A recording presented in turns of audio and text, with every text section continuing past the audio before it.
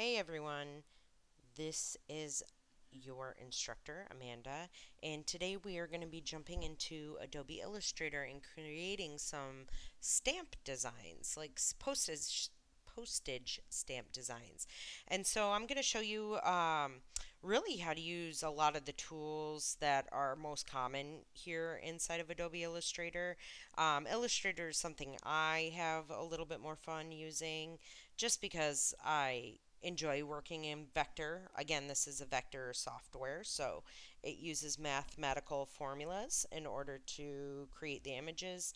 Um, and it's the best part about it is that it's really useful because you can expand or make the image or illustration much smaller or much larger um, without losing like any kind of clarity. So when you open up Adobe Illustrator, you're going to be greeted with this. It looks very similar to Photoshop. All of the Adobe products share a very similar opening, like software opening screen. So I'm going to click New File. And this is my recent ones, but usually I go to art and illustration unless I'm doing a print, or you can also do web if you want to, but I like to go art and illustration, and I'm going to create a 1920 by 1080 here, or if we did, let's see, we could do print if you guys wanted to print it. And you can change points to inches over here, and you can see the sizes there. So this letter size is going to be like your standard printer size paper. I'm going to go over here to art and illustration though, but since I'm going to be doing this for digital purposes and I don't plan on printing this, I am going to change this to inches, art and illustration, and I'm likely going to select, let's see over here, inches. We can do, let's say, we're making this for Instagram, right? Um, Instagram has a square format, so we can go over here to social.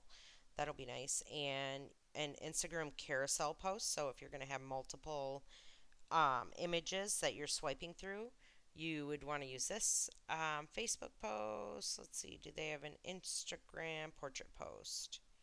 So just a plain image there. I'm going to do it in pixels. That'll be fine. Or we can see in inches. I usually like to work in inches. And I will hit create. 72 PPI is fine. RGB mode as far as the color mode since I'm doing this digital. And the first thing that you see when you open up the software is going to be very similar to Photoshop. You have your canvas here. Over here you have your tools, your toolbar up at the top, and then also like properties bar up at the top, and then additional kind of menus over here on the right side. So usually what I like to start with is, and if you don't see this like that in this format, you can just come up here to Window and go to Workspace and change your workspace. I usually work in the Essential Classic, and you can work with whatever one you feel most comfortable in, but this is just kind of how I learned the software, so this is what I stick to. And the first thing I like to do is I like to come over here to my layers tab. But let me actually turn something on so that I can zoom in here for you guys. I think this will work. There we go. So this is your layers panel, and here you're going to see the base layer that you're given when you open up Adobe Illustrator. And you have the option to hide layers if you want to. So this little eyeball will allow you to turn layers on and off. You can lock layers if you click this little square right here. Let me see if I can do this differently. I think if I hold shift, I can do like a straight line. There we go. So you can lock your layer here if you don't want to touch it and move it around. I usually do that when I create a background. And then here you have your layer color, and you're going to see why this is important. I mean, it's kind of important, not really if you have a smaller illustration, but as things start to get more complex, you can always change your layer color by double clicking on this or like triple, maybe not. I thought so. Used to be able to, but um, you double click on the layer itself and you can change that color here. So if I wanted it dark blue, I could hit OK and then it would show it dark blue right there. But the first thing I want to do is I want to create a background here. We're going to be creating a stamp today, a postage stamp. And I'm going to create that using several techniques with shape layers and also using gradient fills and using masking techniques that are going to be important when it comes to the basics of working in Adobe Illustrator. So I'm going to relabel my layer to background, or as usually I do BG for background, and I am going to fill the background layer. So I come over here to the left hand side and I select my shape layer tool, which looks like a square or a rectangle. You can also hit M on your keyboard for Mary, and that will give you the tool as well. Now, there's a couple ways you can create your object here. You can click and drag, right mouse button or left mouse button, click and drag, and that will create an object. If you want to create a perfectly symmetrical like square, you just hold down shift while you click and drag, and you can create an object like that.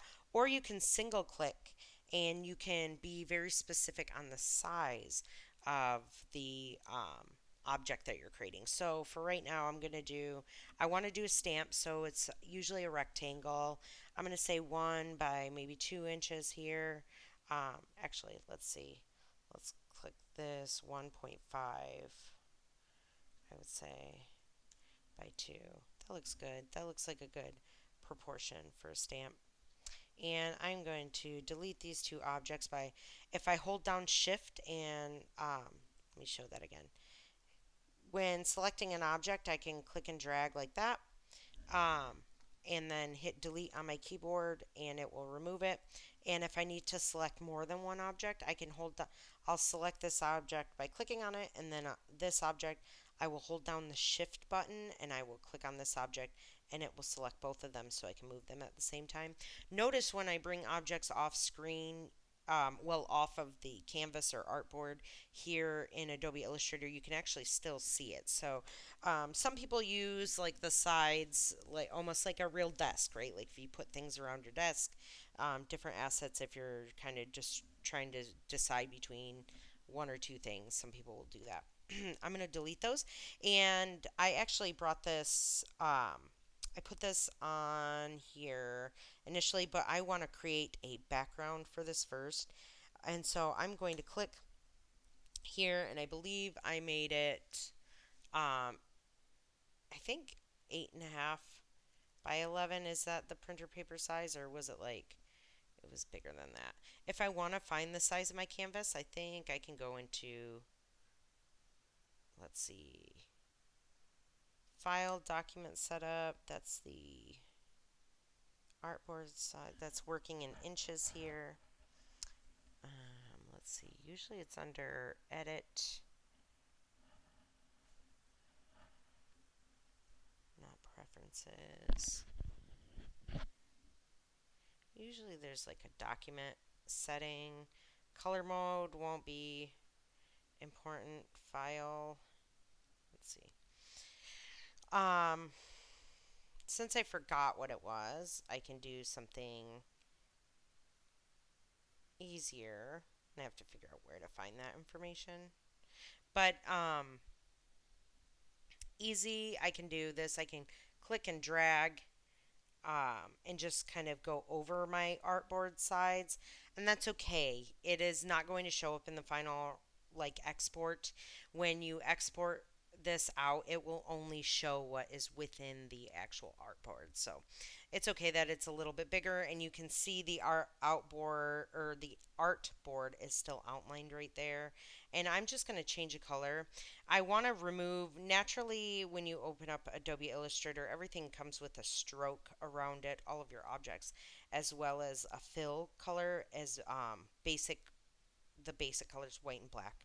And so if you want to change those, you're going to go over, navigate over to the left hand side, and the full solid square is going to be your fill color. That's the color that's inside the shape. And your stroke color is what outlines your shape. No matter what shape it is, whether you create a geometric shape or an organic shape, if you have a stroke on it, it will appear on the outside of your object. And so for the background, I don't need a stroke on there. I just need a fill color.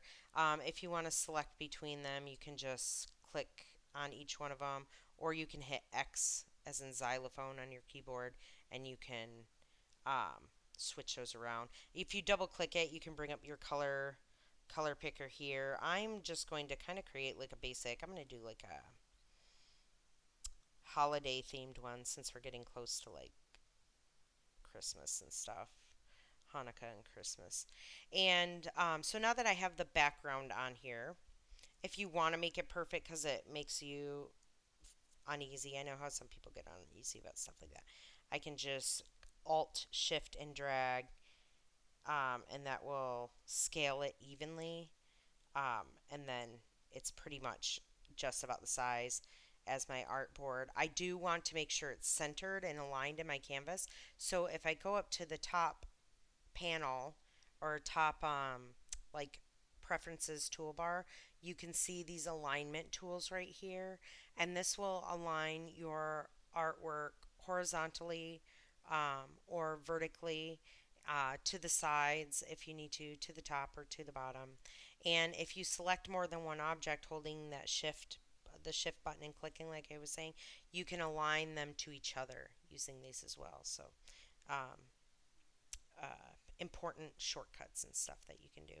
Now notice when I layer order matters here as well as like in Photoshop. And so when I take my stamp shape and I go to move it on my artboard, you do not see it.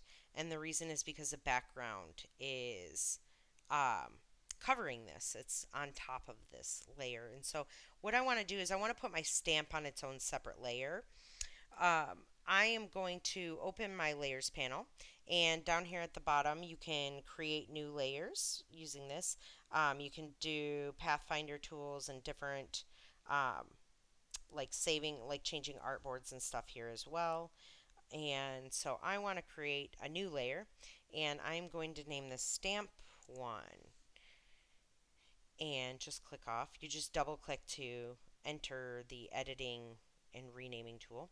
And I want to make sure that I have this object selected. You can tell when an object is selected because notice it has like these outlines or bounds and these little squares at the end.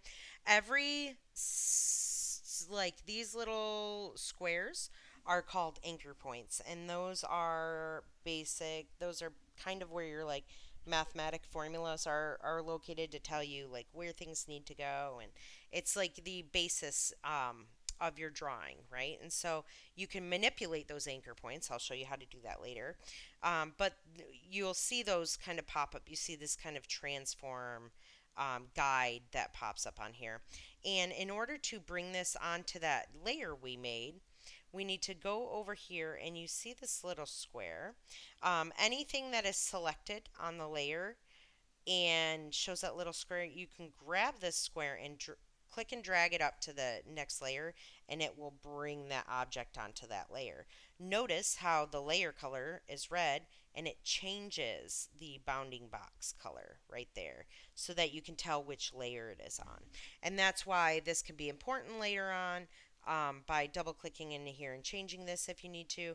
If you need to group certain objects together, but they still need to be on separate layers, or if you need to just be able to see each layer separated a little bit more, you can go in here and adjust the colors. I don't want to move this background layer anymore because I have it perfectly centered. And so I'm going to lock that layer by toggling on that lock button and clicking here. Again, if it's unlocked, I can click and drag it around. And if it is locked here, I can no longer click and drag on that. But I do have the option to drag this around. And now, when I drag my stamp shape around here, the nice part is because I brought that onto a layer above the background layer, it is now on top of this artwork. There's a couple different layerings that can happen. There's layering of the actual, there's like the organization of the layers themselves. Anything that is on top will show up top on your illustration. Anything below will be underneath or the bottom. And then that can also apply to multiple objects inside of one layer, right? So if I unfurl this little layer, you can see that I have this rectangle drawn. And if I decide to, staying selected on this layer, maybe I want to create a new stamp, right? And so I select the stamp. And in order to, I can copy and paste it by hitting um, Control C, Control V, Control C first, and then Control V second will copy and paste. And that will add another object here to my art board or to my layer. And notice how it adds an additional layer down here, like a sub layer on here. And so that sub layer is a different object. So I can notice how this is on top of this object right here. I can send this back if I right click on it, having it selected, and I go to arrange down at the bottom and I send backwards, which is also control open square bracket. Um, it will bring that object now behind here, which is really neat. So you can always adjust the layer order directly on that layer or by putting it on a separate layer and having the layers in order over here. I am going to delete this one and work specifically with this one here. And I want to make it bigger because obviously my artboard is very small. And so I want to be able to see this stamp. And so I'm going to hold down Shift and I am going to click and drag from the corner and transform this object to be much larger. Now I want it centered in the middle of my canvas as well. So I'm going to, with this object selected, I'm going to come up to the top and I'm going to hit horizontal align center. It's going to align it from left to right, and then vertical, and it's going to align it from top to bottom there. And so now my object is perfectly centered in the middle of my canvas. Now, the next thing I want to do is I want to create the scalloped looking shape. If we look up stamps, let's look up some stamps online here. Postage. Postage stamps. And we go to images, we notice that there's like this kind of scalloped edge to the border here where it's perforated so you can pull them apart, right? Nowadays they're sticky, so they do stick together like this, but they're more like stickers. You don't have to lick them anymore to put them onto postage. But when we also look at this, what else do we see? When we're looking at these postage stamps, right? We see some kind of title on here, which could say anything at all, right? United States postage. It tells you where it's from. Other countries will say where they're from, and it usually gives you like a change amount, how much it's actually worth, because certain weights of different postage obviously will cost more to send through the mail, and so when you look at these stamps, you can see that they've got different postage amounts, and just kind of depending how much it was at the time of purchase. When it says forever, it means that you purchased it at a certain price during, like, you purchased a specific forever stamp, and it will forever work no matter what the cost in postage as it fluctuates, right? But we see all sorts of cool things on here, usually a border. Um, the image. Sometimes it's framed like this, like with filigree and some text up at the top and the bottom. But usually you notice the scalloped edges, most of them have frames, not all of them have frames like this. Some kind of main image and text, right? And so we're going to create something very similar to these, but our own design. We're going to do a holiday one.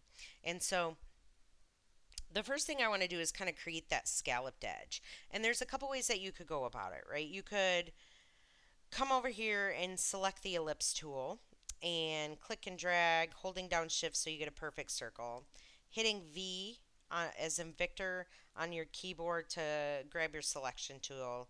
And you can move this kind of down here. Usually things will snap. If they're not snapping, go to I think it is view, and you go to guides and snap to grid, snap to points. You can do, if you click this little arrow down here, you can move smart guides.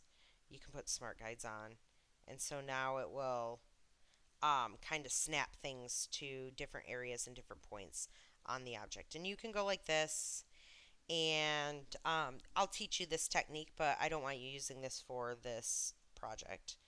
And you, if you hold down alt and you hit shift and you drag, you can duplicate. Holding down alt usually will give you a double arrow symbol, and if you click while holding down alt and you drag, you can create a duplicate image of that. And then if you click and drag and hold down shift, it locks it to like the center point of where that object is. So that's a really quick way of like duplicating things. Let me to undo, like I moved it over out here. I don't want it there. I want it back where it goes. I hit Control Z as in zebra on my keyboard, and I can go back a certain amount of steps. But let's say I put these here and I want them to go all the way across, right? I'm going to select both of these objects. I'm going to put one at the start point and one at the end point where I want them to be. And I'm going to select both of them, and then I'm going to go up to the Object tab and down to, what is it? I think it's under Path. No, it's under Blend. Um, and you want to go to Blend Options. And when you do that, you get this little pop up here. And I want to say specified steps, right? I want a certain amount to be in between this first one and this last one. Let's say I want that to be 8, and I hit OK.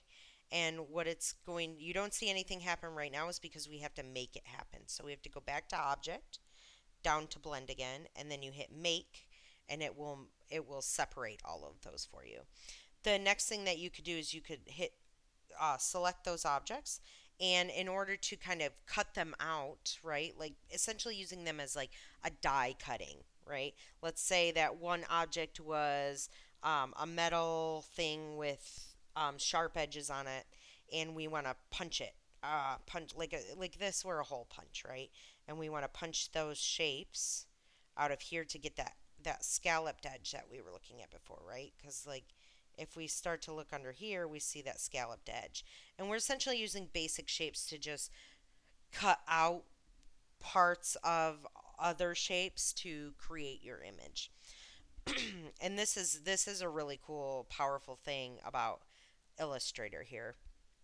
But in order to do that, I have to make each one of these individual. Because right now, if I select these, they're all one. Essentially, it's just kind of these invisible duplications right here, which is fine if you want it to be visible, like a grid or something like that. But I want to cut it out of this shape here. So I'm going to put that back where it needs to go. And I'm going to go up to Object and down to Expand. And what that does is that brings up a little like a tab here that gives you the option to expand the entire object, which includes the fill or the stroke.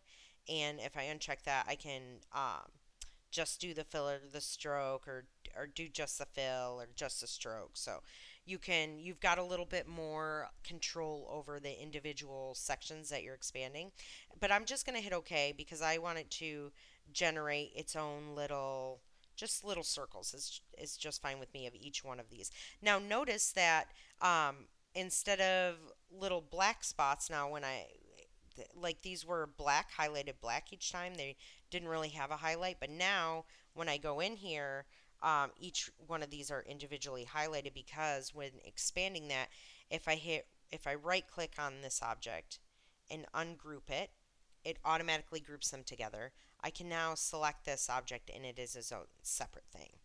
I don't want to do that right now. I actually want to keep them grouped together, and I'm going to select this stamp shape. And because I have expanded these like iterations that were there and made them into their own actual objects, I can select both of these and go to our Pathfinder tool, which is over here at the bottom of my toolbar.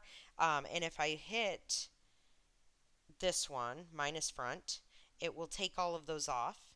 And now I have like a scalloped edge to that.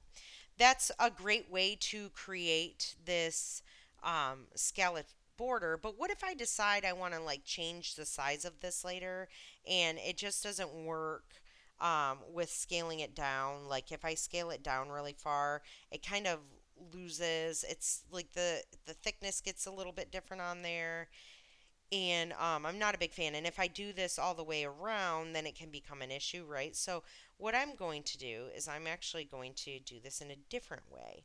I'm going to delete all those circles there. I'm going to select this, make sure it's centered, and I am going to come over here to my stroke options, because if you look over here, you notice that the object, when selected, it will tell you what color it is and if it has a stroke, and we have a black stroke currently on this object. So I am going to control that stroke a little bit by coming over to the right side toolbar and selecting the stroke panel. And I am going to leave this stroke at 1 point right now, but I'm going to select a round cap and a round corner because we are going to turn on this dashed line option, and it's going to create, because it's only 1 point, and because we have it rounded, both the round caps and the round corners, it will create like a dash line of circles. So what does this look like? Let's try it out right now. Let's select these. Can't really see it right now because of the size of this, but I'm going to increase the size, select the object, and increase the size of the stroke. Maybe we go to 15. And as soon as I click on dash line, you're going to see that there's all these little dashes now on the stroke. And you can control this in a few different ways. You can add like arrowheads onto this if you wanted to, but for this instance, we're not going to touch those. We want the profile to remain uniform, but we do want to change the dash and the gap here. The dash is going to be how wide that object is, right? Right now it's like about 12 pixels in length here, and we want to bring that down so it's 0, so that it's going to look like one solid line here. But as soon as I add a gap, let's add 1 here. Let's go up a little higher. Let's go to 10. And now you start to see that it's like individual little balls that are going around the stroke size. So we're going to just increase this a little bit. 35.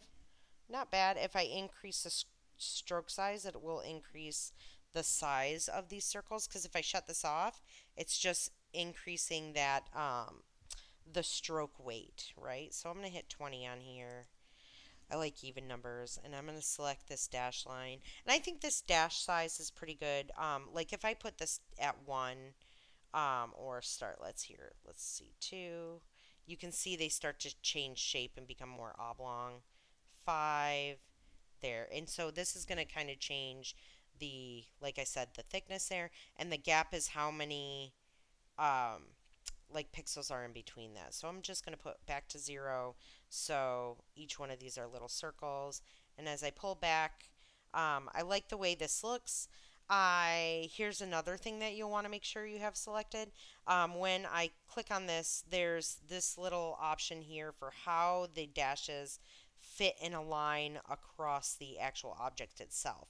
And so right here, when I have it selected like this, you'll notice that in the corners, there's always going to be like a dash there. So it's going to look very even around. But if I select this one, it's going to kind of offset those and just evenly distribute them around a little bit differently. Notice that this one at the bottom specifically is not right on the center, and it can kind of make for some weird jagged shapes at the end once we get to the end of this. So make sure that you have this one selected when creating the dashes around here. So I'm going to pull out of the object here. Maybe I'm going to increase this to, let's see, 25.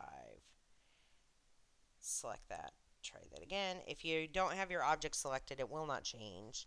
And then I'm going to drop the gap size down a little bit. Let's see, 30, or I'm sorry, bring it up a little bit more so we have more of a space in between. So let's say 40. And I like that size around this. Now, I am going to color this dashed line to the background color for now so that you guys can see what it's going to look like in the end. But we are not done here. The best thing about doing it this way is that if I change the shape of my object, notice how the amount of like little dashes around here automatically changes. So this is the benefit of creating the object with the dashed line effect versus using a circle and putting another one at the end and doing that, because you can't change the amount that is going to update when you resize your object here. And so let me go back to the original size. This size I like to keep right now. I'm going to change that stroke color. I just came over to the left hand side and selected that, double clicked it, and I want to change the stroke color to the background color so you guys can see when we finish and finalize the edge, scalloped edge of this at the end. When we're done creating it, this is what it will look like. But for right now, there's still a stroke on here. So if I were to change the stroke color back, um, again, you have to select your object in order to make changes to it. If I were to change it back, you can see that dash line is still there. But I'm going to change it to the background color right now so you can kind of see the effect happening. And the next thing that I want to do is I want to create like a frame on the inside of this. And there's a couple ways that you can do that. You can create another rectangle if you want to and put it in here. But if you do that, it doesn't stay within the same proportions as easily. And so what I like to do is I like to select the object and come up here to, let me see, object, the object tab up at the top, and down to path and offset path, this one right here. And what that will do is once I click that, that is going to create another object, but it's going to offset it. So now you notice that the object is, it's created a new object here on the or on the outside, right? Because the offset number is positive, so it's expanding out from this shape. I want to bring it in because I already like the size of the shape. So I'm going to, the offset, I'm going to put negative, let's put negative, oh, wrong. Go back to object, make sure your object is selected. Go to path, offset path, negative, let's say 0.35. And notice it brings that on the inside now. I'm going to change the stroke to a solid line. So if I just go back to our stroke options and uncheck the dashed line and change that stroke size maybe to like a 5, you can see that it's kind of creating like a general like thickness line there instead of like a dashed one. And I want it a little bit smaller, so now that I already have this object created, I'm just going to hold down Alt, because when you hold down Alt in Illustrator, it's going to resize it from the center of the object. So holding down Alt and holding down Shift at the same time so it keeps the same proportions. I'm just going to resize that down a little bit. And I'll keep it at this color so it kind of looks like cohesive as far as color palette in regards to the stroke shape. Now, the next thing that I want to do is fill in this background here. So I can always remove this stroke if I don't want it. In order to remove a stroke, whenever the color has a red line through it right there, that means that it is removed. This is to applying a gradient, and this is to apply a solid color. So let's say I wanted a solid color back for my stroke. I can just click that, and it will reapply that solid color, but I might have to come in here and change the stroke size again. So bring it back up to like a 5 or whatever I had it at before, and click, and then you see that there. I don't want if I don't want that stroke, I can just come over here and shut that off and select the solid color. And I actually want a background gradient, excuse me, on here. And so what I'm going to do is I'm going to select the gradient tool. And when you do that, when you have an object selected and you put the gradient tool, it's automatically going to put in a linear gradient. What does that mean? It just goes from top to bottom, side to side. You can change the gradient types. What will happen is when you bring in a gradient, usually the gradient panel will pop open here from the right hand side, and you can edit the type of gradient that you have in here. So right now this is the linear. You can have a radial gradient, or you can have like a custom gradient where you change around the color points, and that allows you to change the gradients around as you need it. For this right now, I just need a linear gradient, but I need the angle to be different because I want this dark part to be at the bottom and or I'm sorry, to be at the top and the lighter part to be at the bottom. And so there's a couple ways that you can do this. You can change the angle right there, or you can hit edit gradient, and you will get this line here. And this line is kind of cool. Oh, let me see. Let me go back there. This line is kind of cool. I can't see it when I zoom in here, so you guys will have to bear with me. But if you click this little diamond in the center, it will change how far the one color from this side to the color on this side goes, right? So if I want more dark, I can bring um, the shader back basically down to the one end to make it darker. But if I want it centered, I can bring it to the center. Now notice it's just a black and white gradient right now. If you look over here, you can see the gradient slider. It shows the different colors. There's different gradients that you can use up here. I like to double click these and add in a gradient color. If you want more than one color, you can just click on the gradient color bar here, and it will add a new like gradient colors, so you can add like additional ones in there. Don't get super crazy with this, right? Because then things start to look a little weird. But the first thing that I'm going to do is select, for this lighter color, I'm going to select like a lighter blue, and double click on this one here and select a darker blue.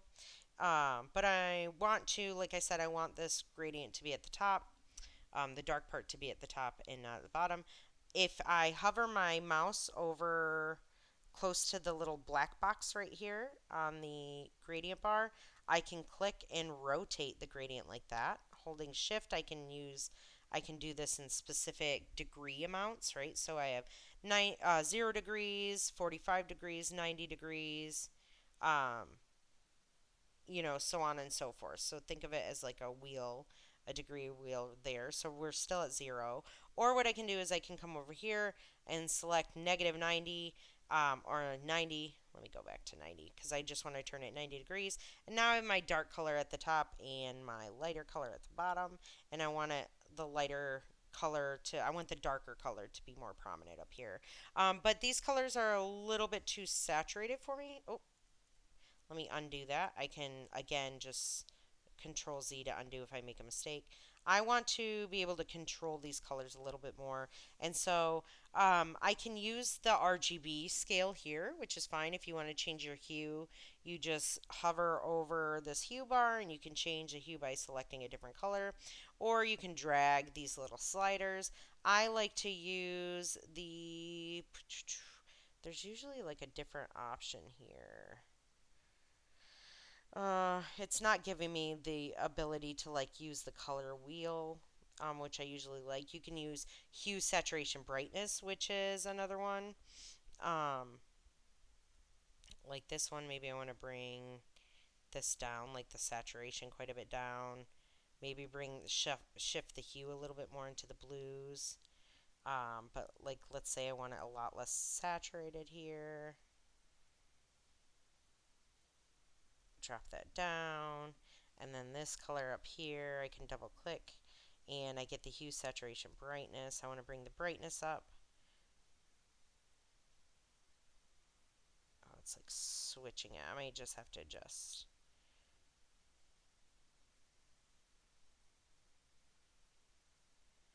Not sure why it's doing it like that. Let's see here. Let's undo that. Okay. Double click this one. Let's go back to that RGB and change it a little bit like this. Like I want this top blue color to be more of like less black and more of blue. Let's add more blue into there. Why is it doing that? I think maybe, do I have both of them selected? I just want this one selected.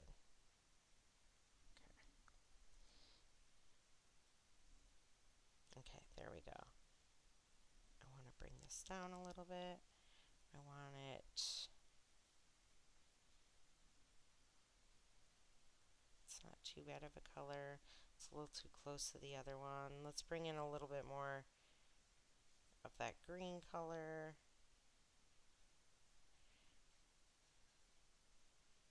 If I take some red out of it, we get more blue.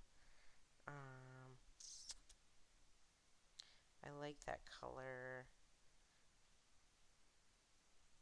I just want it to be a little less saturated, so I'm going to go to the hue, saturation, brightness. I'm going to drop that saturation down. So it's like this kind of, that's kind of like a grayish blue. And then this one, I want to do the same with. I want to drop this down closer to a white.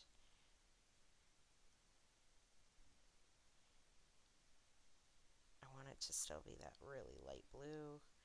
And then I can drag this up because I want a little bit more of that light blue showing. Or maybe not, right there. Seems to be okay. I can always update these colors as I want. But this background seems to work for me. And then maybe I want to use, maybe I don't want a stroke on here just quite yet. I can always decide that later. So the next thing I want to do is I want to create my object in here. And like I said, I was going to do a holiday themed one. So I'm probably going to make like a Christmas tree on here. I think that'll be a simple demonstration that'll be fun to create. And so I want to kind of create that, but I also want to put it on its own layer at the moment. I might change that option, but I'm going to lock this stamp um, object here so that I can't move that around on accident. And I'm going to come over here and label this to uh, Christmas, like Xmas tree. And you guys can do whatever theme you want. It does not have to be Christmas. You can do botanicals, you can do insects, you could do um, like if I know several of you are into anime drawings, you could draw something using anime. You can use this brush tool right here, which allows you to kind of draw like that. And notice that it's using brushes are only going to be strokes. You can add a solid fill into that, but you have to close the object like this if you want there to be a solid object in there. So you can outline things using that. You can try using the pencil tool. There's a lot of different tools in here. You can use a pen tool, clicking a point, adding another point, and dragging. You can make really organic looking shapes with this. You just have to close it at the end. And when you go to close it at the end, when you hover your little mouse over here, usually it has a plus sign, which will equal like adding another anchor point. But if you hover over here, it'll have like a closed circle, and then when you click that, it creates your shape. Now, the cool thing is that you have individual access to those little points that you created, and if you grab the direct selection tool, which is this little white arrow, you can grab and change like the curves if you want to. So I can grab these little handlebars right here and adjust my curves. If I go here, I can also grab the entire section and adjust the curves. If I have this little, it looks like a telephone icon almost, but it's not. And notice that there's like a hard edge here, and you get this interesting little target image right here when I go out. You see that? That allows me to select an a vertex or an anchor point, right? And click this, and if I drag this out or bring that back in, by clicking and dragging, it allows me to like round off sharp edges, which is really kind of neat. So I'm going to delete that and we're going to start creating our Christmas tree. So we're going to go with simple basic shapes, right? Notice that there's not really a triangular shape on here. So I'm actually going to select the polygon tool and I'm going to just click once. And notice it gives you how many sides you want to have. I want a triangle, so I'm just going to hit 3 sides and hit enter. And that's going to bring up my triangle that I've created. And notice I am still on this layer right here. And I'm going to want to make this bigger, so I'm going to hover my mouse over here to the corner, and if I hold down shift and drag, it'll evenly resize that. You can also select the scale tool over here. If you want to rotate objects, you can either hover over the corner and you'll get this little curved arrow which you can click, select the object, select the object, curved arrow, click and drag. You can hold down shift to rotate in snapping to specific angles. You can use the rotate tool over here. You can use the transform tool over here. So I want you guys to play around with this and have some fun. The one thing that I want to do is I actually want to round the corners of this a little bit. So I'm going to click this. Notice it's going to round every single one because I have my general selection tool grabbed, which allows me to change all things at once. If I were to grab my direct selection tool and just click and drag over one of these anchor points and then do this, um, it will only do something specific to that anchor point. So if I wanted to, let's say I wanted to move this anchor point over and make like a different type of triangle, I could do that. But if I wanted to move it all as one unit, I want to make sure that I just have my regular selection tool grab. So which is V. V for Victor. The direct selection tool is A for Apple. But I want to round these edges a little bit here. And obviously I want to change the color of this, but I still want it to be a gradient. So I'm just going to double click on, or I'm going to go over here to the gradient panel on the right hand side, which is right over here. And I'm going to change the colors. So let's start this one. Let's go to, I'm going to go back to RGB and go into more of a green color, hopefully more of a muted green color. Let's kind of bring that over here. I'm going to start with dark on top and then lighter maybe on the bottom. Let's see how that looks. This one right here, I'm going to select that and double click it. And let's add, take out the red, take out the blue. I'm sorry, bring that all the way up. I think I need to. There we go. And this will get a little bit, you'll have to work a little bit on this. And then let's adjust the saturation and brightness of this. So I want to bring the saturation down quite a bit. Brightness, bring into a little bit of a darker color. Bring that saturation down still. Maybe bring this a little higher up. I don't want it super light like that. Let's bring up the saturation just a bit. And then I'm going to change this one, the dark one. I'm going to go into the hue, saturation, brightness, and just darken that up just a hair. So there's a little bit of a difference there. And I do want to edit the gradient a little bit. I want to bring this up a little bit more to kind of bring a little bit more lightness. I might change these colors in a little bit. I'm not a big fan of this pink color background, so let me adjust that real quick. I'm going to go to my layers panel, unlock this, select this, double click, and bring it into like a red color. Kind of a darker red there.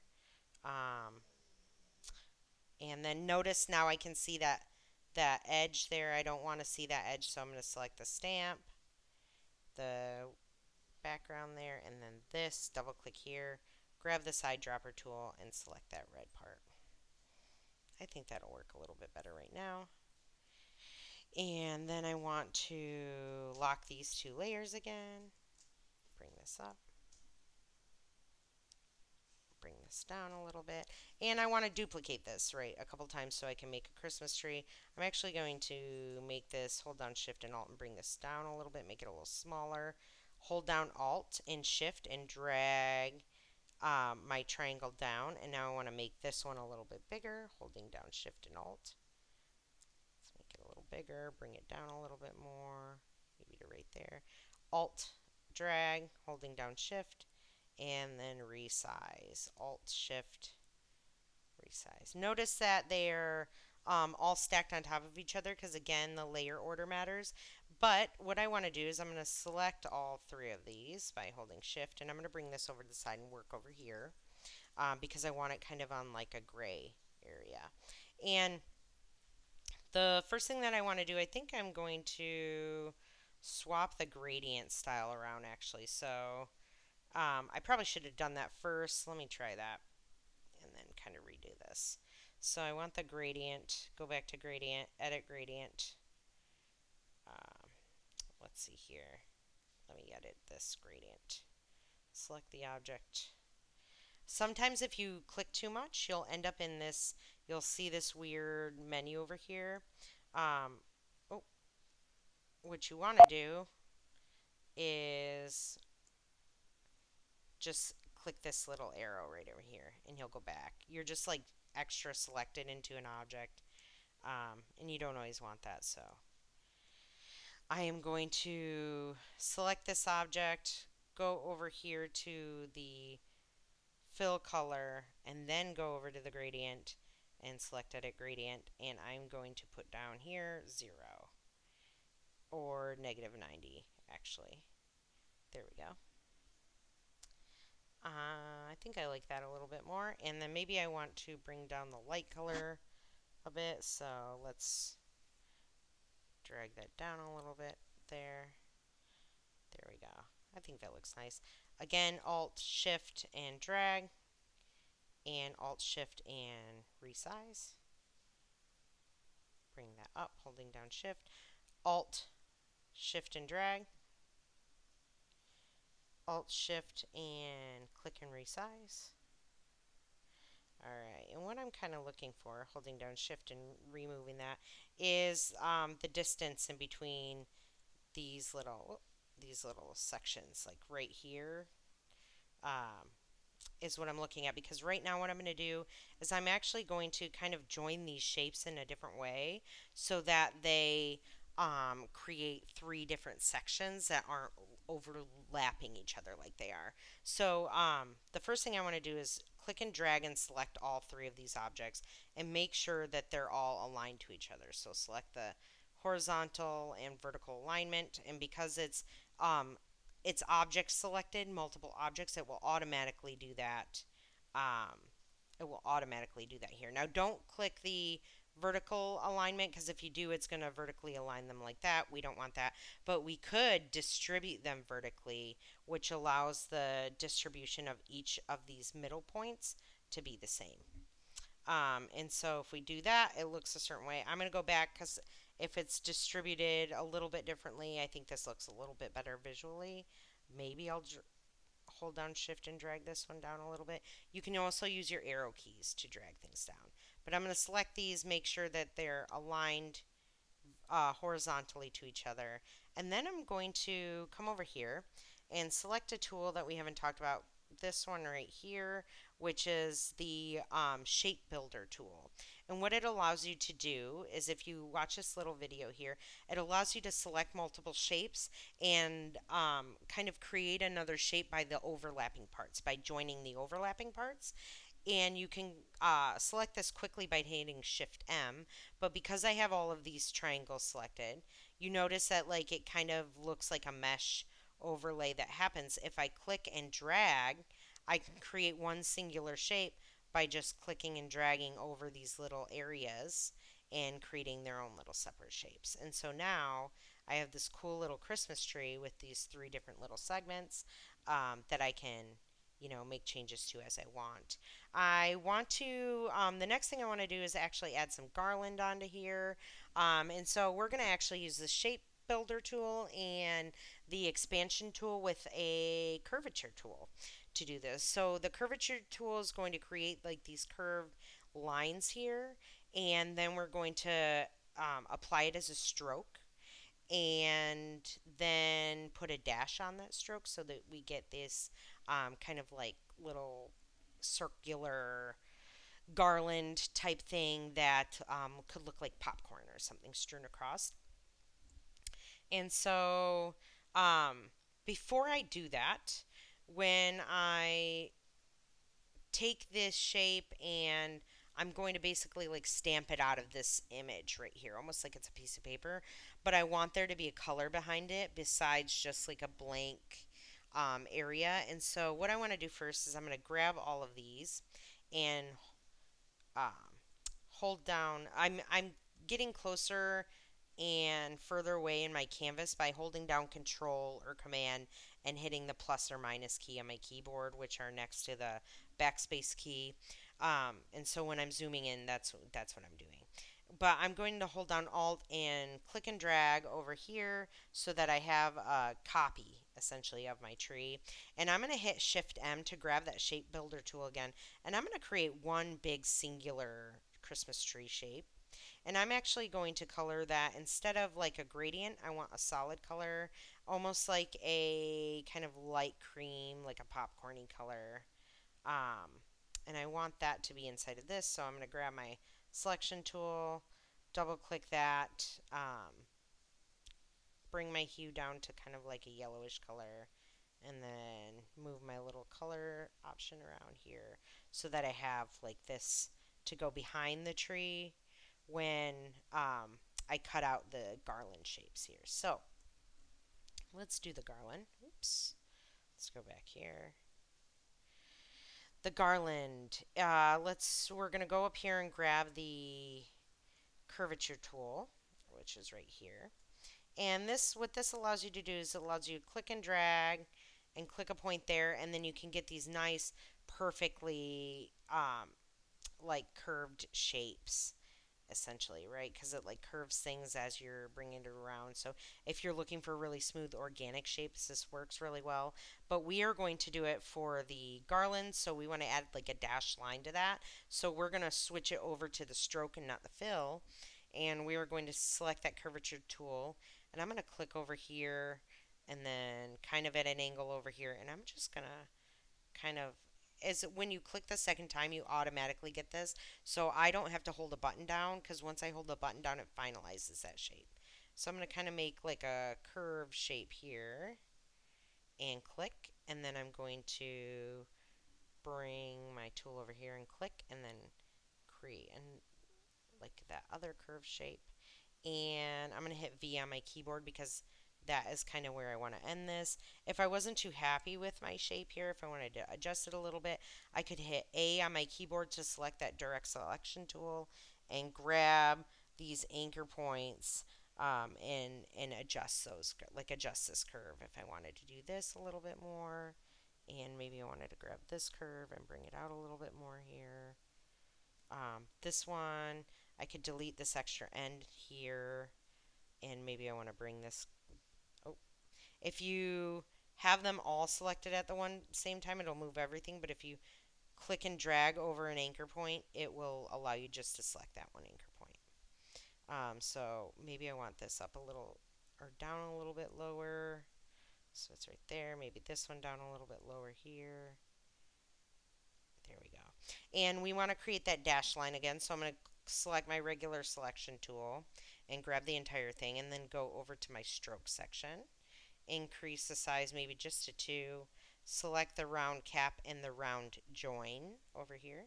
And then select dash line. And notice we already have the little balls here. We just want to lower that gap down to maybe 1.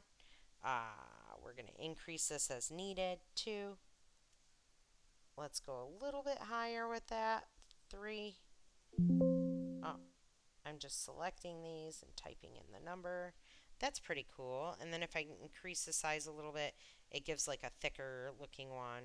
I'm going to drop that size down to there. That looks cool, and I want to kind of cut this out because I don't want these ends to show.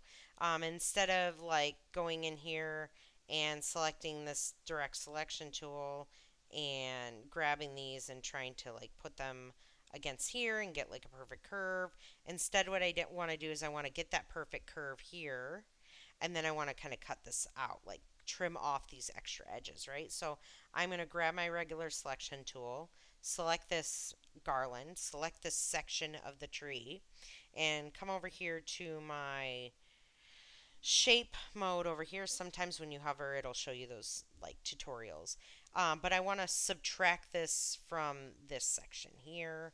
I think if I try and I think the other ones, merge doesn't work, outline won't work. This one, you can notice what happens, right? So this one's cutting the shape out of the uh, between the stroke like garland that we made. We don't want that. We don't want them to merge because it creates one shape. If I select the shape mode, it does that. So why is this not working for us, right? There is actually an answer here, and it's because this is a stroke and not an expanded object. So what we need to do is expand this first. Again, we're creating all of these little lines, which are separate little instances of each other. We need to create their own little objects. So you're going to select this layer or select this object, go to Object, expand appearance, back to object again, and hit expand. And then it'll say expand the fill and stroke. Yes, I want to do that. And now these are separate individual objects, but they are grouped together. And so that's why they're kind of held together right now. So now if I select this and then select the section of the Christmas tree and I start to click these, notice it like cuts it out of there. I think if I do any of the other ones, they won't, not all of them work. I don't want that. Let's see here. That doesn't work. Some of them you have to use just differently. Each one does different things. I don't want that one. Don't want that one. The only one that works here is the second one, which is minus the front. And that's why we have that tree off to the side here. Because when I drag this behind, notice how it kind of fills that in, right? Gives us that look that we're going for. But I do kind of want to make these a little bit bigger, so I'm going to go back all the way to when it was still a line, like a dashed line, and I'm going to increase the size of these to maybe 4, and then the dashed part here, the gap here, I'm going to put as like 5. So there's like a 1 little pixel difference in between each one of these, or one like piece of difference. And then again, object, expand appearance, object, expand again. Some of them will make you expand it twice, others will automatically have expand. Select this here, select both of the objects, and then go to, oh, let me grab both of the objects, and then go to minus the front there. And so we're going to do that with each one of these sections. Again, grabbing this, going here, switching that. It can be any color. I'll change it to white just because. And I'm going to start on this side because this is where the garland ended there. Click and drag. Click here. Drag it back that way. Hit V on my keyboard. Go over to the stroke option. Make it size 4. Round caps. Dash line. 0 dash and a 5-point gap. Let's see here. Object, go to expand appearance. Expand the object, hit OK. Make sure, hold down shift and select the, while selected on the object, the garland, select the back part of the tree. And go over to your Pathfinder tool and subtract the front. And then we are going to do the same thing over here. So, again, curvature tool, switch over to a solid stroke just so we can see it. And we're going to start over here and we're going to come over here and create a nice curve. And then come over here and create a nice curve there. There we go. This one kind of overlaps a little funny there, so maybe I want to go back and do this again just a little bit further out.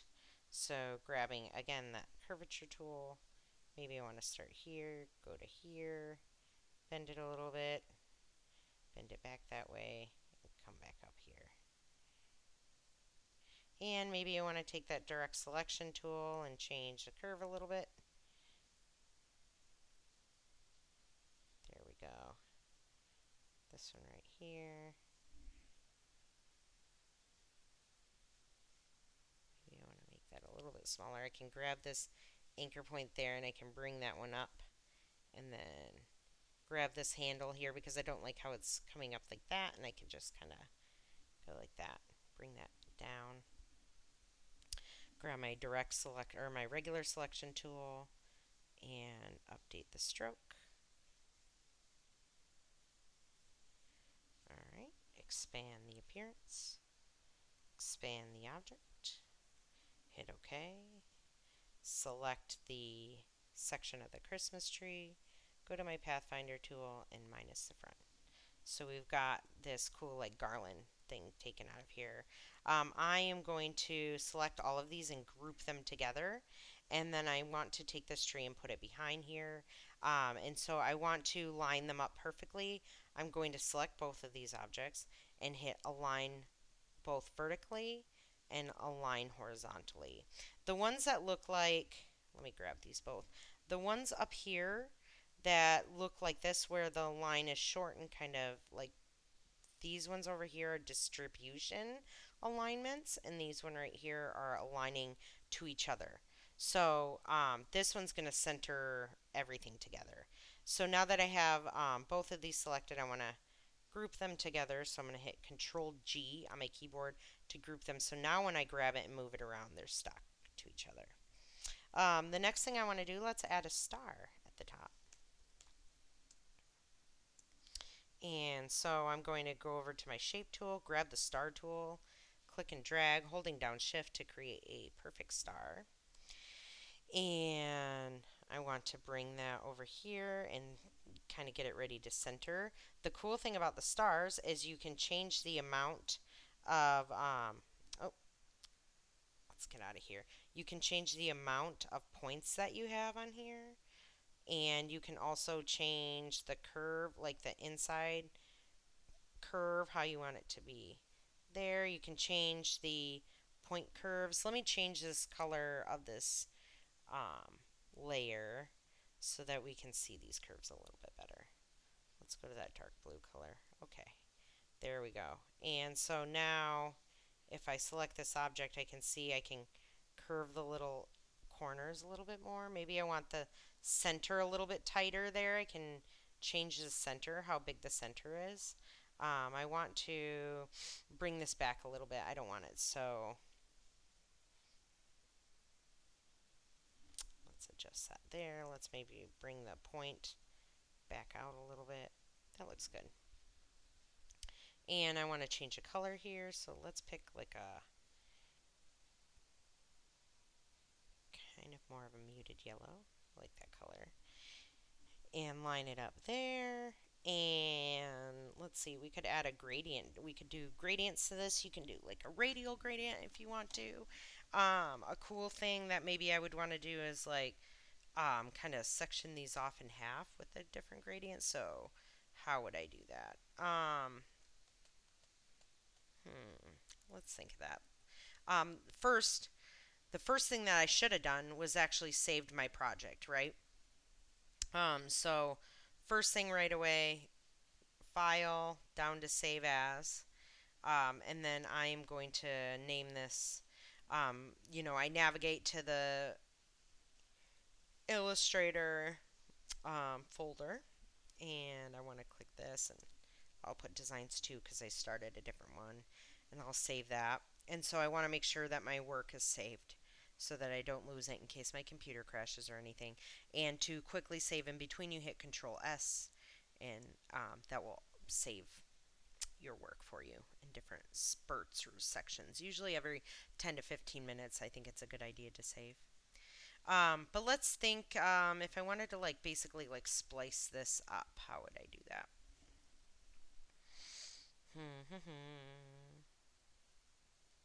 I could maybe take a like, let's try this. Let's take a line and kind of draw it to the center here, and draw another line to the center here, and select this. So I have both of these lines here, and what I could do is Shift M and kind of just create this own like little section there, which I have, and I can delete these little extra anchor points at the end. Delete that. It just deleted it. Oh wait, no, it's here. So I want to join these ends right here. So I'm going to right click and hit join. Let's see here.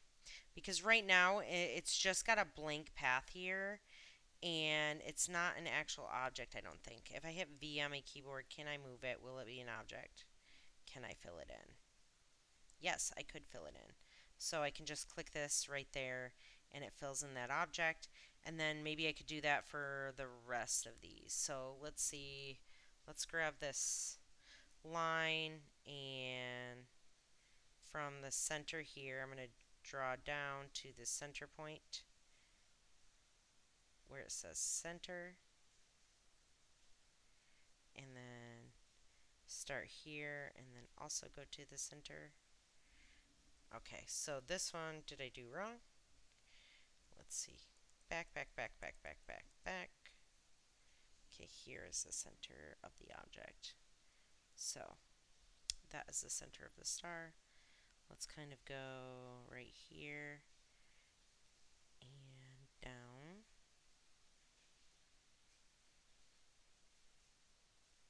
All the way like that. And maybe we take it to from the center here and go all the way down. And we do the same over here.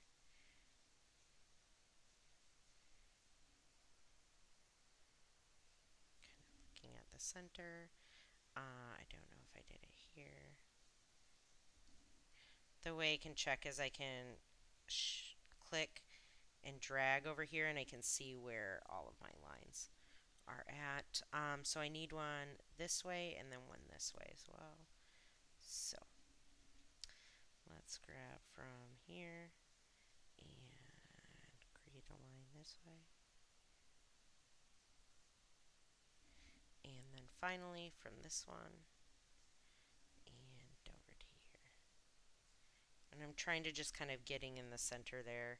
And then what I'm going to do is grab all of these and kind of look at them and try and make sure they all almost line up.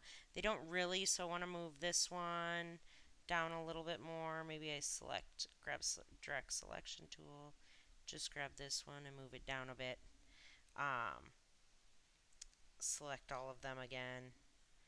Look at them. I think this one right here needs to be changed a little bit. So I'm going to select it from this section right there, and kind of look then.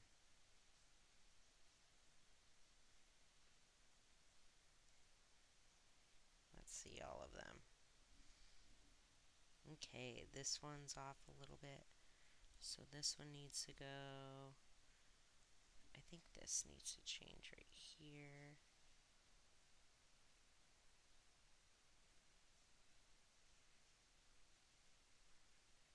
And if I want to like arrow it down, usually you could do that, but there we go. Should be centered about right there. Maybe this one needs to be adjusted a little bit more. Grab them all. This one went a little bit too far. Grab all of them. Okay, that looks good. And now I'm going to Shift M to select that direct selection tool, and I'm going to click every other one of them to create kind of like this separated looking star. And then all of them, I want to select all these lines again where all of these, because it created um, objects out of that, right? Like it basically spliced up that star, but it just went to default it to no color at all. So I'm actually going to color that in, but then I'm going to bring this down to maybe a little bit of a darker yellow so that I can see the difference here. And then I want to grab all of this and hit A on the keyboard so I can see all of these. So I grab my direct selection tool and I can kind of see where these little edges run off. And I can delete each one of these little extra anchor points that are hanging off the edge here. Where else do I see them? V, select them all again. There's one here, A, click and drag, delete it. This one because I had seen it. V, grab them all again, and it looks like we got everything. And so now I can actually either come in here and put little gradients inside of each one of them. So let's select this gradient, and we are going to do let's try 0 and see what that kind of looks like. Edit the gradient, and I kind of want it to be maybe at a 45-degree angle instead. Let's try that. And the first color we're going to select is going to be this dark color, and then the second color, I'm going to grab this and go over here and grab the lighter color. So it kind of looks like like a more interesting gradient. And I think I am going to edit the gradient path here. I'm going to bring this down like this. And I am going to bring this up here because if I need to shorten the gradient length, I can do that by grabbing the square one and bring that in so it shortens like how how much of this you can have here and how much is seen. And let's do that. Let's bring that up a little bit. And then let me change this color to a little bit of a darker. Let's go a little bit more saturated. A little bit darker. That looks cool. And bring this down just a little bit. Let's look at that. Okay, that looks neat. Let's try. So now I want to do that to all of these, right? So I'm going to select all of the dark ones. And I'm going to hit I on my keyboard for the eyedrop tool and just select this gradient there, and it'll apply that gradient to all of these. And it looks pretty cool to me. I probably would just maybe adjust the angles on them a little bit more. So edit gradient, change this more like this, kind of like we did there, right there. Make it a little bit smaller. Bring this back here. Looks good. Let's see what that looks like. Alright, not bad. Do it to this one too, and we will complete all of that.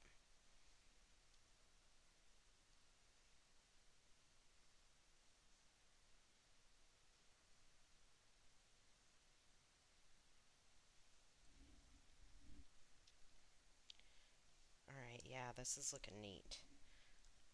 Edit gradient. We're going to do it again. Actually, I think it comes from this side. Bring that up like this. Maybe shorten that quite a bit. Oh, that's not what I meant to do. I want to shorten this quite a bit. Drag this over there. Bring this up. Change the angle again a bit. More to that.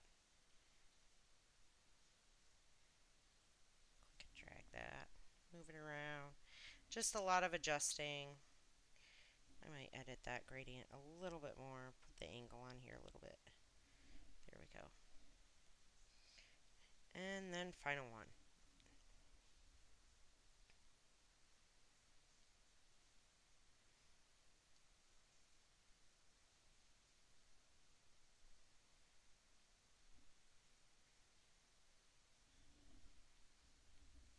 How's that look from afar? Neat, yeah, that looks cool. All right, so I want to group all these together because they're all separate segments. So I'm going to drag over there. Oh, we did miss one right over here.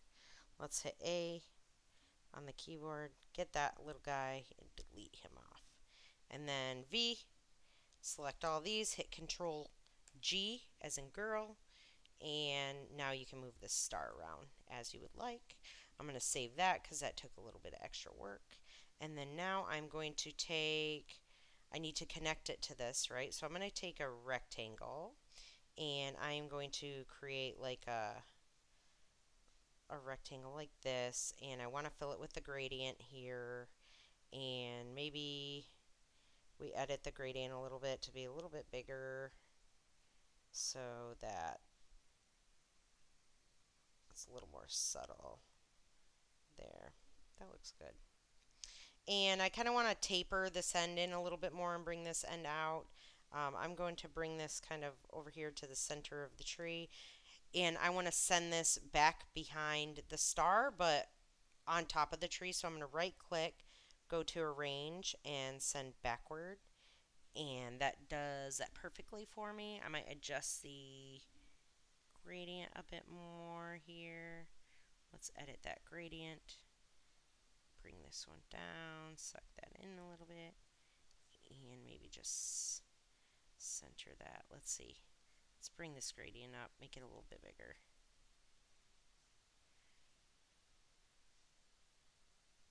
No, I do want it short. Very short so we can see it. If you click the little circle, there we go. All right, and again, I want to kind of taper that edge. So I, instead of selecting each one of these little anchor points separately, I can long press on the transform tool over here, and I get this option that's perspective distort.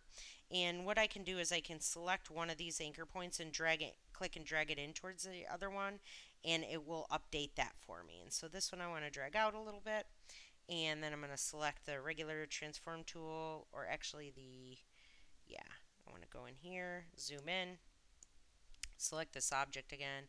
I'm going to hit A on my keyboard so I can get the direct selection tool. And then I'm going to just round off these little hard edges just a little bit there. Just a hair. I don't mind that little gap in between. I think that looks cool. Save my work again. And now I want to, let's see here. Oh gosh, I missed a handful of those, so they must be.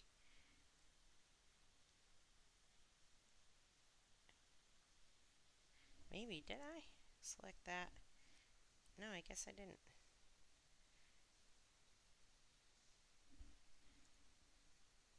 Maybe I can delete that off. Just some extra ones hanging out in the wind, I guess. Let's see now. Okay.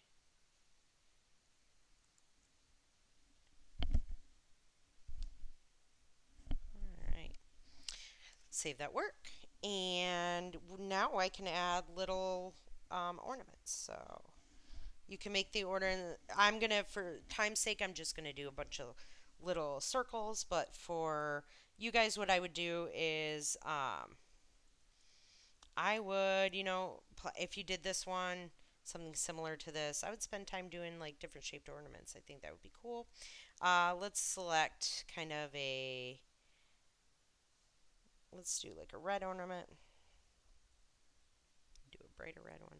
I'm just going to hold down shift and drag. I don't need it to have it doesn't need to have a word stroke on it. Let's see here. Let's just kind of click and drag these and move them around. We can change the color after we're done. Alt drag allows me to drag multiples on there. Maybe I'd want one like up and over here, up over this way, maybe over this way. Bring this one over a little bit more. This one down a bit. Maybe we'd put another one on there. One that hangs off here. Couple over here. Some over here.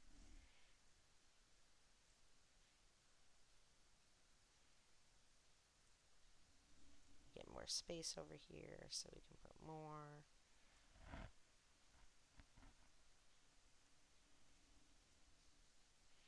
Got to get the bottom ones, right?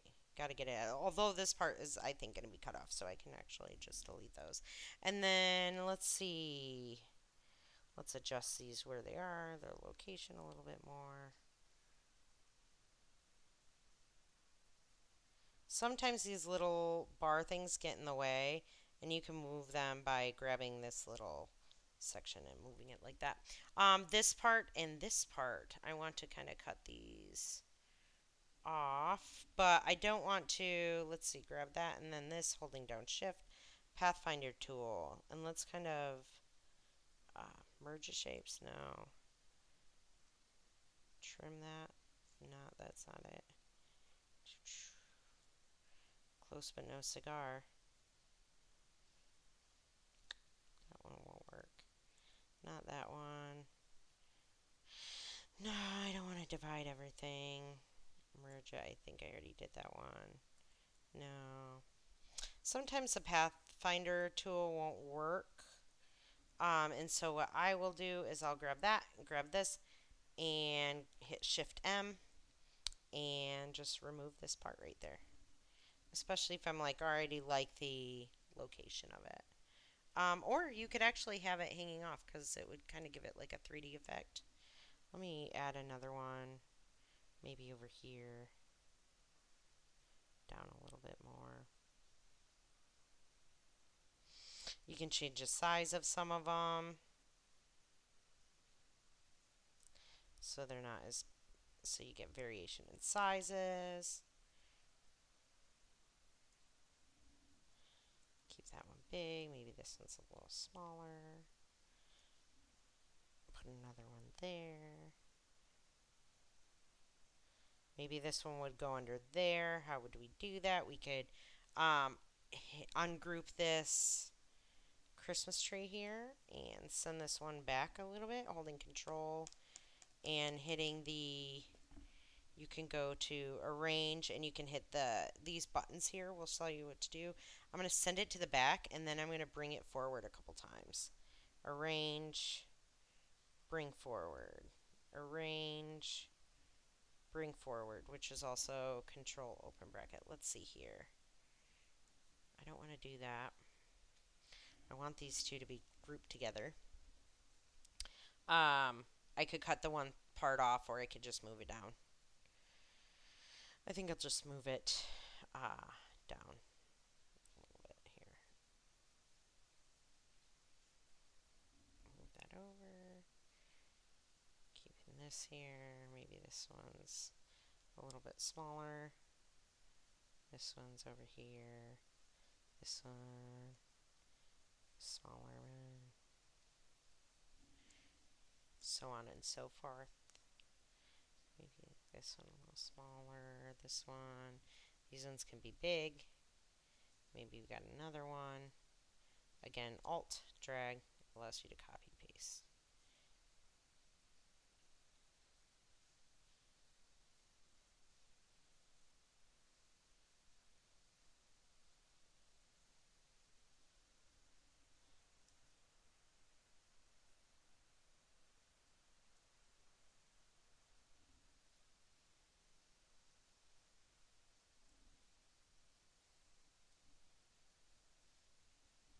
And then maybe I want to change the color on a few of them. Shift clicking every so often on them, and maybe I'm going to change your color. Maybe these ones are going to be blue. I can change the hue here and pick my color that I want. I like the blue colors. Maybe they're like a bright blue. Maybe the other ones, I grab a couple here, here, here, and here. And maybe these ones are kind of like a pink color. Grab this one, this one, this one. These ones could be. Actually, I like that color a little bit more than the regular reds. Now, if I want to grab all sorts of colors, here's something cool you can do as well. You can select one color. Let's say I wanted to grab all those colors. And I can go to up to the top bar and go to select same appearance. If I do appearance, it will do both stroke and um, it will do both the stroke and the fill color. And I can just go up here and change that if I want to. I don't like that color. Let's see if I can. I'm actually going to change these ones to this color because I kind of like that more fuchsia pinky red a little bit more. And then I'm going to grab a few of them and make them like a yellow, probably. Let's see here. Go down, move this out of the way so I can see. Get into this yellow color. There we go. Alright, and so I like the way those look. I'm going to select this whole thing. And actually, all of these little dots, I can select them all, holding shift. And maybe we could add a little glow onto it. Sometimes your little mouse will go all crazy because there's a lot of different like transform things that will happen. And I just usually, if that happens, I'm having a hard time selecting it. I just move over and select a bigger one so that I can, or one further away so that I can grab the others.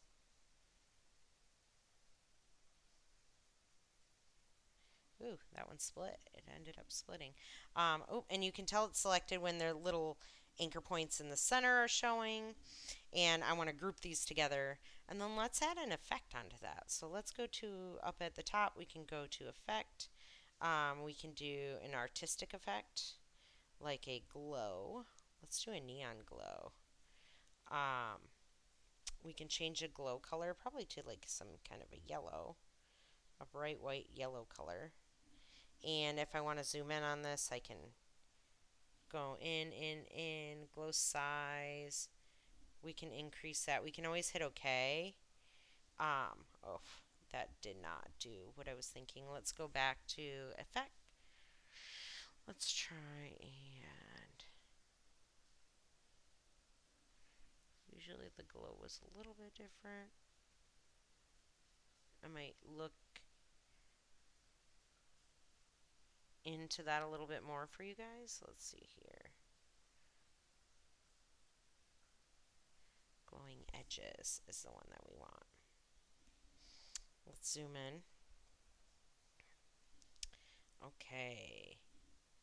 Let's bring the width out, the smoothness. We'll smooth it out a little bit. The brightness.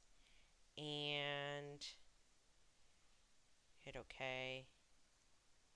Let's undo that. Let's do it again, but select some different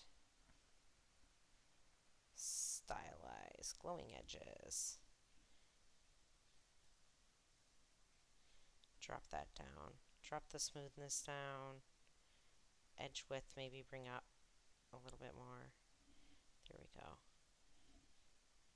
Brightness we can bring up a little bit more. Hit OK. And that makes them look like they're glowing. We could also do this. We could control copy, shift control V for pasting, and then remove, because it pastes it in front on top, And then we can go over here to the Properties tab and remove the glowing edges off the top one so it makes these guys look like they're just kind of glowing. Um, Let me undo that, undo it again. Let's take this glowing edges and we are going to bring that width down a bit, quite a bit.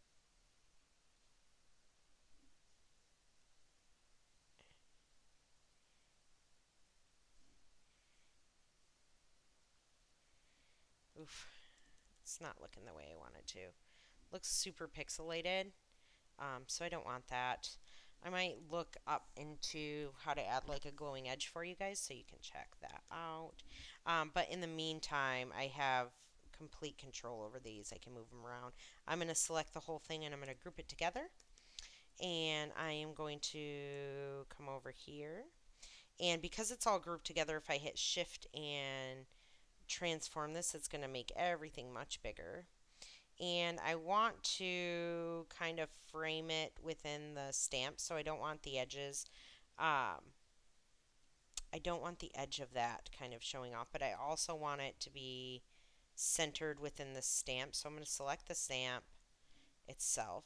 And if I want to select everything on the layer without having to click and drag, ooh, let me see here.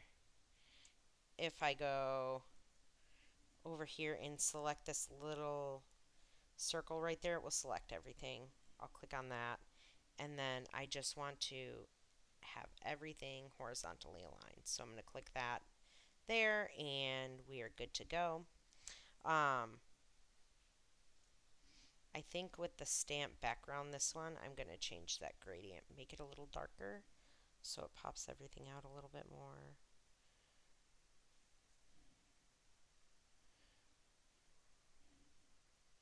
Bring up that saturation. That looks nice. Okay.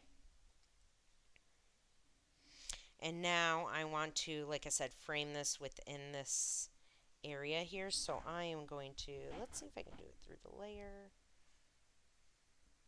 A clipping mask, which I think I can do. Let's see here.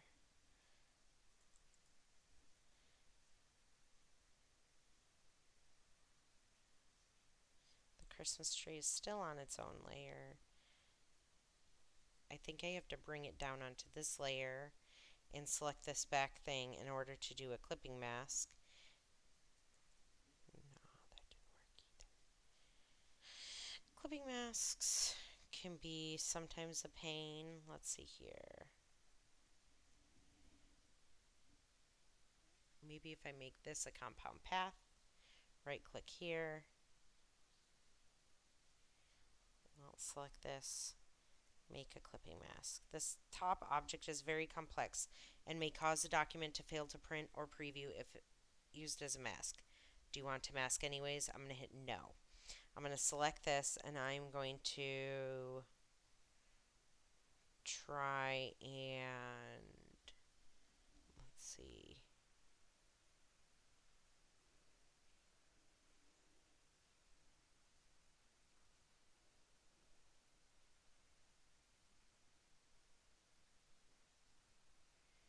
I could do one of two things. I could go in here simply, let me drag that down here and grab this at the same time and try that clipping mask again.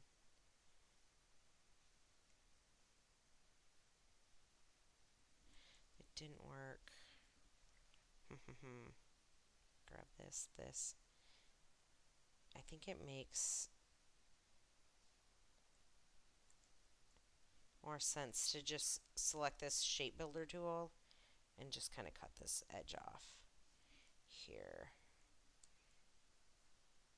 Or because you also have to do all these individual ones, so I would probably do this V.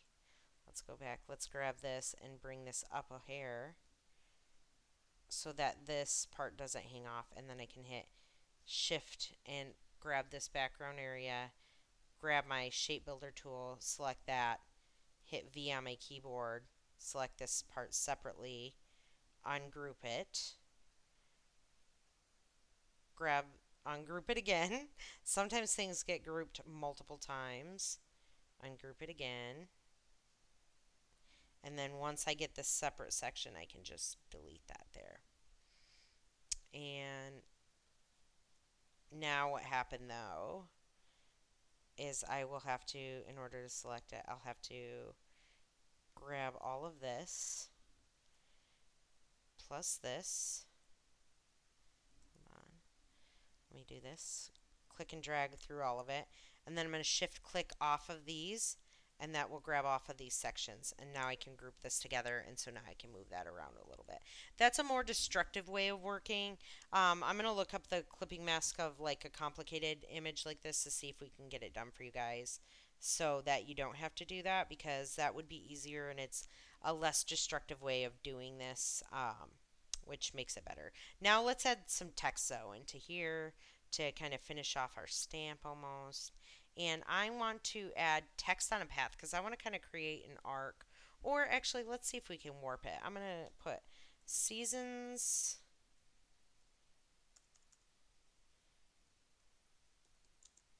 Season greetings. I'm going to go into my, close off my layer panel, bring this type tool over here. And it also will show the type options up here. Probably going to do 60.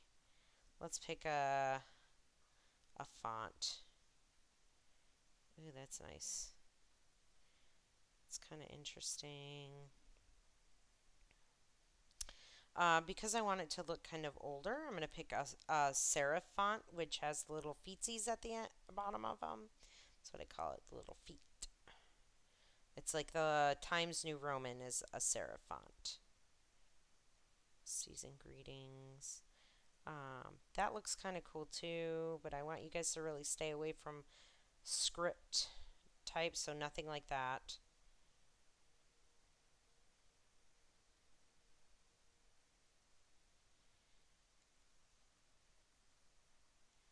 That looks nice. I like that. Probably going to make it a little bit smaller here. 48 looks nice. Is it season greetings or seasons? I think it's seasons greeting. Let's see. Let's type Christmas. Does it say anywhere? I have these stamps actually. Just greetings. No seasons greetings. Let's see here.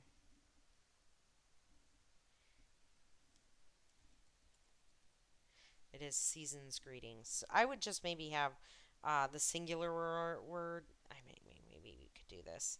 Let's see how well it looks. Um, and then I'm going to change the color probably to white. Get that fill color. Change it here. And I want to warp this, right? I want to kind of make it arced. You can do the arc again. So you've got the similar ones like this. I would probably do arc like this and drop that bend size down quite a bit. Let's see what else we can do. Arcs it a little bit different there. I like this arc and I want to increase it just a hair. 25 seems to be a good number and make it smaller.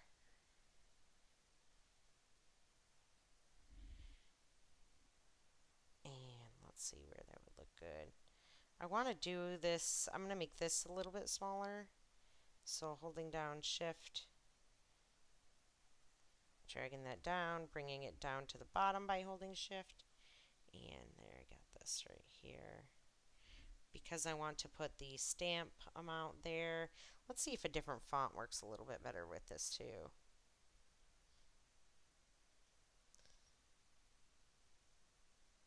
Sometimes a different font will look better in this shape when you're kind of warping or skewing the text. And this takes a while, it takes a while to figure out where you're going with something. And that's why sketching is a really good idea. so that you can see. Maybe you have to create your own font. That one's kind of nice, but it is a script one, and I want you guys to stay away from those, so I'm not going to use it. That one looks interesting.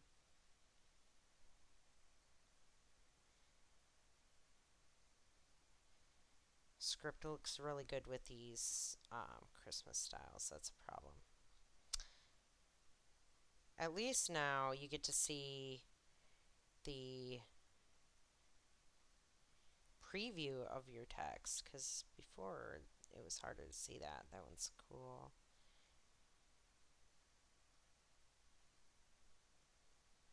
That's a Christmas font. That one's not bad.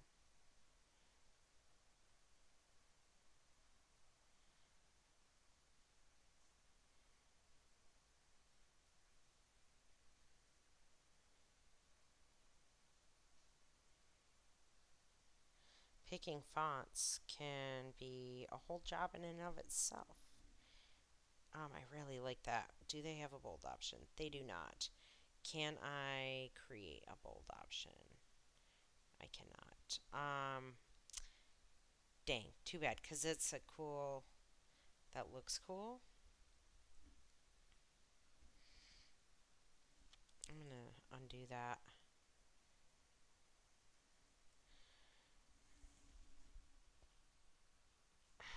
Scroll down, keep going.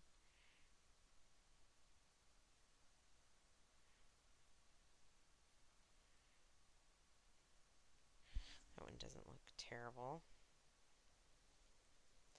Let's center that, right? Because we want it to be centered in our... I'm going to make it bigger now. Be a little bit bigger. Maybe make it 55 and then center it there. There we go. Maybe I want to take that warp effect off. So if I want to do that, I just go over to my properties panel and I can shut that effect off, or I can change it. Um,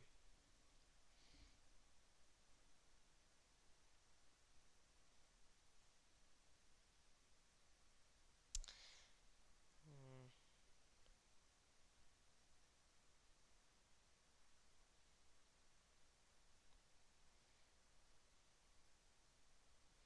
I don't think I like any of it as much. That one looks a little bit better. Arcing it maybe 40%. Let's see how crazy that looks. That's not terrible, but it's not my favorite. So I think I'm going to just remove that and have the season's greetings there. Maybe I have it at the bottom. I think I want a... I think I do want a stroke here. And I want it to be the color of the background. So I am going to increase the stroke size to 12 and then change the stroke color to the background color. Maybe make it a little smaller, 10, and then miter those corners so they're not super sharp. Look at that. So this is the sharp edge, and then this is the mitered edge. I just want a little bit of a kind of smoother area around the outside. And then I'm going to take this and bring this up, holding shift, and actually bring this down here. Holding shift, making sure it's still centered in the middle of my stamp.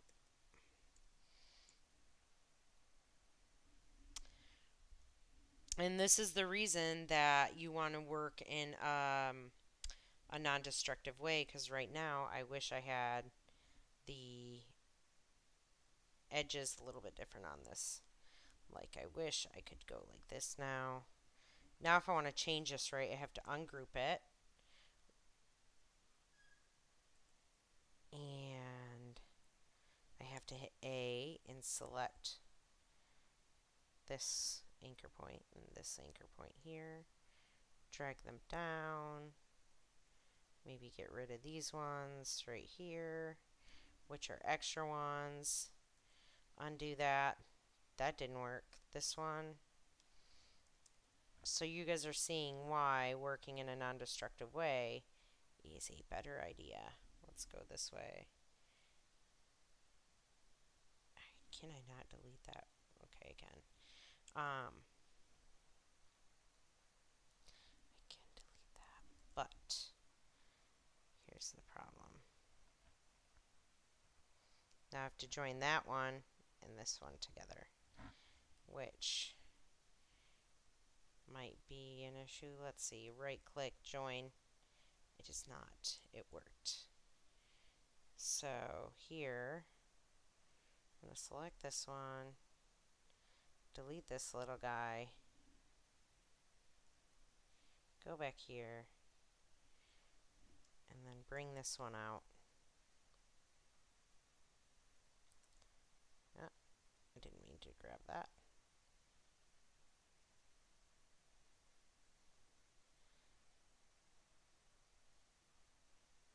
There we go.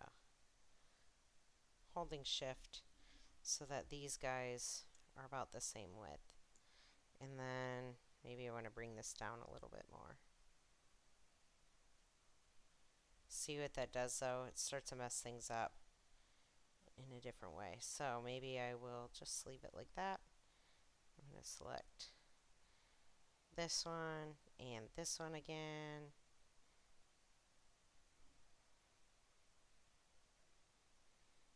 Hold down shift and make these. Oh wait, first they have to join these two together. Join that. There we go. Maybe that's why. Nah, I'm just going to round these guys off right there. And select everything again. V, grab all this.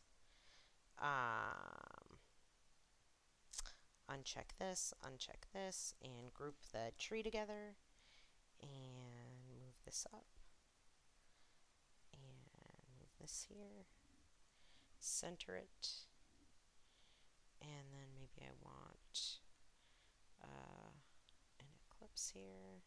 I want to make sure that the season's greetings, because the text doesn't automatically end up on its own layer. So you have to make another layer. And I'm going to put on here text. And I'm going to bring the Christmas tree back onto its own layer here. And you can check to make sure it's there by clicking that. Then I'm going to lock the background here.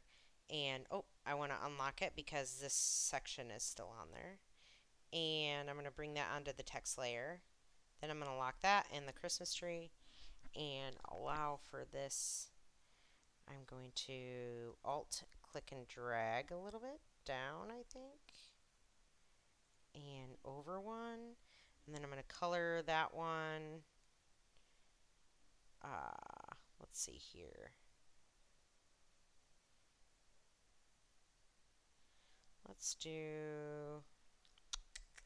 Let's color that maybe this green color. Or maybe even the blue color.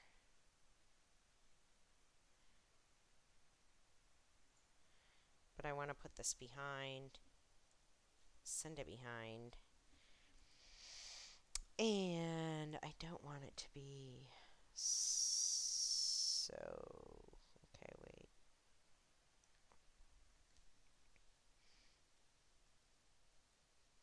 There we go. I had to use the arrows. And I want it to be a blue color, not. Let's send that back so I can grab this one. Make this the blue color.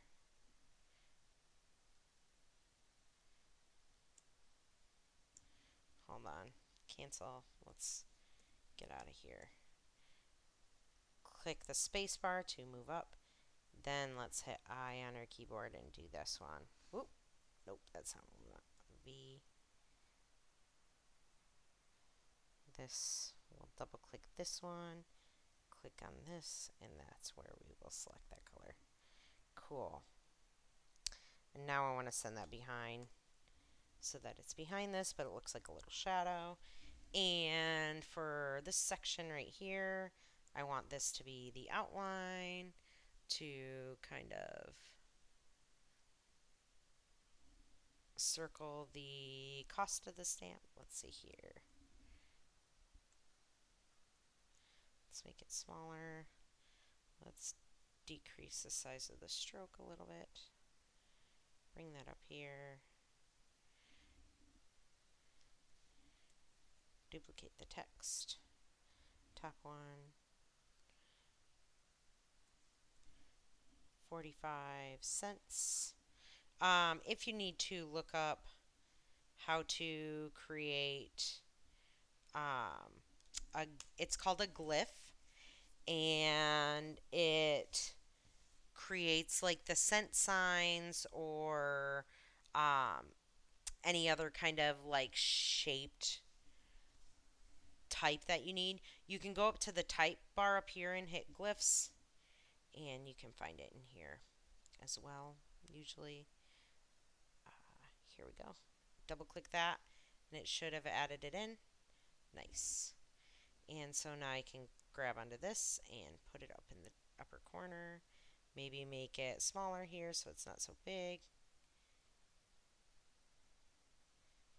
And line it up with the text from the other one.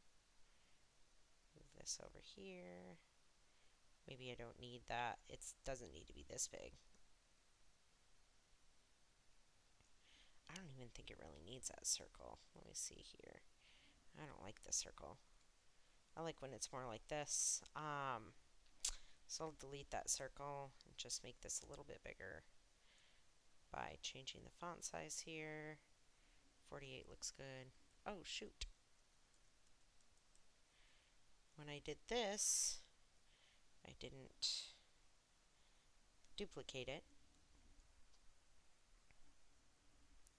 Alt. Make sure that it works. There we go. 45. Go back up to type, to glyphs. Double click that. It'll pop it right in there. And then even underneath, I could select that right now. Change this to maybe 45, just like the money. Bring that over here in the upper corner. And then maybe underneath it, I want it to say location of where it's at, so USA. And then make that smaller so it lines up, because we want to make sure with type that there is like a hierarchy and like an alignment with it. So I'm actually going to grab that and make it smaller so it kind of aligns up. If I want to make sure it aligns up, I can hit Control R on my keyboard or Command R and bring over a ruler. That will not show up on the final one. So that way I can make sure if I hold down Shift and resize it, it fits in between. And I can hold down Shift there. Maybe I can make it a different font. There, that works. There we go.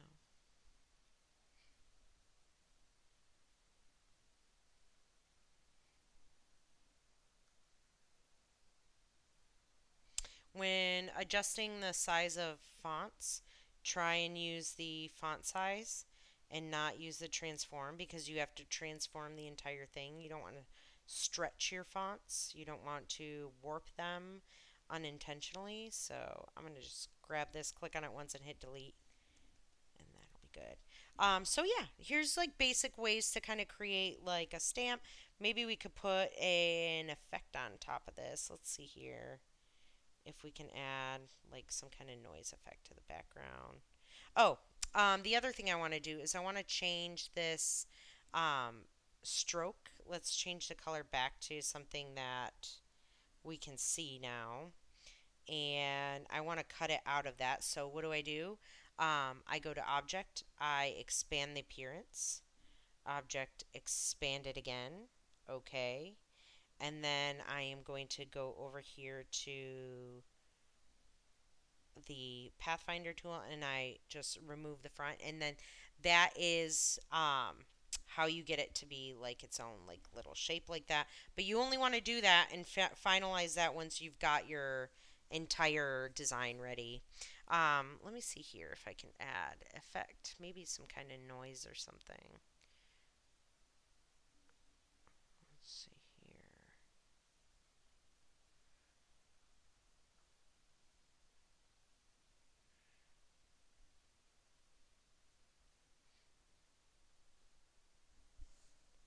Grain. Ooh, yeah, let's add some grain to it. The intensity doesn't have to be so high. Maybe we can bring that down. Contrast, we can drop down a little bit. I don't want it to be so colored either. Contrasty. Let's see here. Sprinkles. Clumped. Speckle. Lots of different ones. Vertical noise. Stippled noise. I like that stippled one a little bit more. I'm going to drop the intensity down a little bit. Hit OK. And it's going to do that, but I think I can go over here and adjust the effect.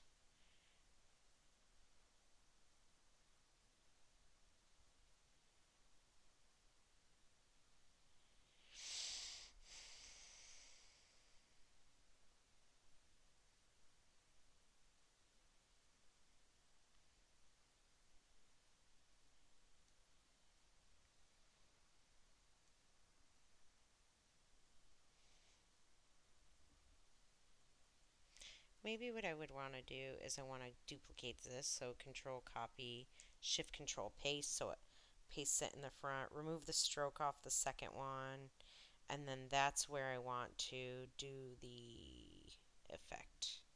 It's on this top one here. Apply that grain.